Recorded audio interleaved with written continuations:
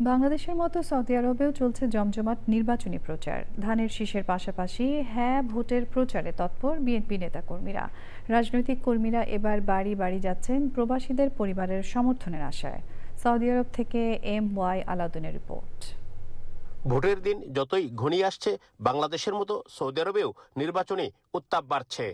স্থানীয় নেতাকর্মীরা ভোট চাইছেন নিজ নিজ দলের পক্ষে। আমার পরিবারকে বাড়িতে যারা আছে তাদের সবাইকে বলছি ভোট দেওয়ার জন্য। আমরা আমাদের পারিবারিকভাবে আমরা বিএনপি, আমরা জিয়াউর রহমান আদর্শে বিশ্বাসী। ইনশাল্লাহ আমরা চাই প্রবাসীদের বিভিন্ন কল্যাণমূলক কাজের জন্য আমাদেরকে দেখভাল করে, এবং এই এয়ারপোর্টে বিভিন্ন ধরনের আমাদের সমস্যা আছে এগুলো যেন সরকার দেখে। আমরা আমাদের পছন্দের প্রার্থীকে ভোট দিয়েছি। আমরা চাইতাছি এখানে জামাতরে পাস করানোর জন্য, যাতে ভালো দেশের উন্নতর জন্য আমরা সবাই জামাতরে সাপোর্ট করতেছি।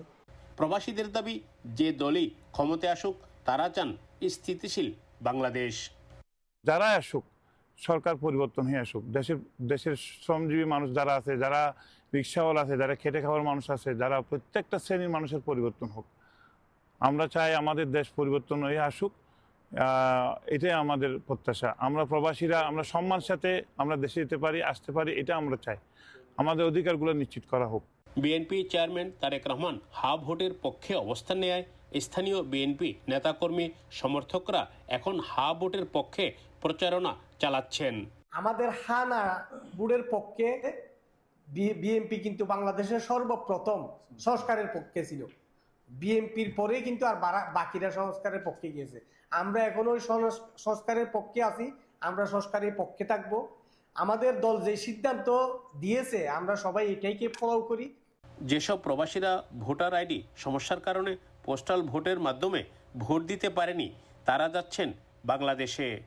17 বছর পর আমরা যেহেতু সুযোগ পাইছি, আমরা এখন ভোট দেওয়ার জন্য দেশে যাচ্ছি। ইনশাল্লাহ অবশ্যই আমরা ধানের শেষে ভোট দিব। এখন যেহেতু 17 বছর পর আমরা চান্স পাইছি, এই সুযোগে আমরা চাই ইনশাল্লাহ অবশ্যই বাংলাদেশে যাব। প্রবাসীদের ভোটাধিকার প্রতিষ্ঠার পর বাংলাদেশের রাজনীতিবিদদের কাছে প্রবাসীদের কদর বেড়েছে। আগামী জাতীয় সংসদ নির্বাচনে এর প্রতিফলন দেখা দিচ্ছে। বৈধ অবৈধভাবে মারা গেলে তাদেরকে দেশে ফিরিয়ে নিয়ে যাবেন বিনা পয়সায়, এমনও প্রতিশ্রুতি দিচ্ছেন বাংলাদেশের দলগুলো থেকে। সৌদি আরবের জেদ্দা থেকে MY আলাউদ্দিন, চ্যানেল আই।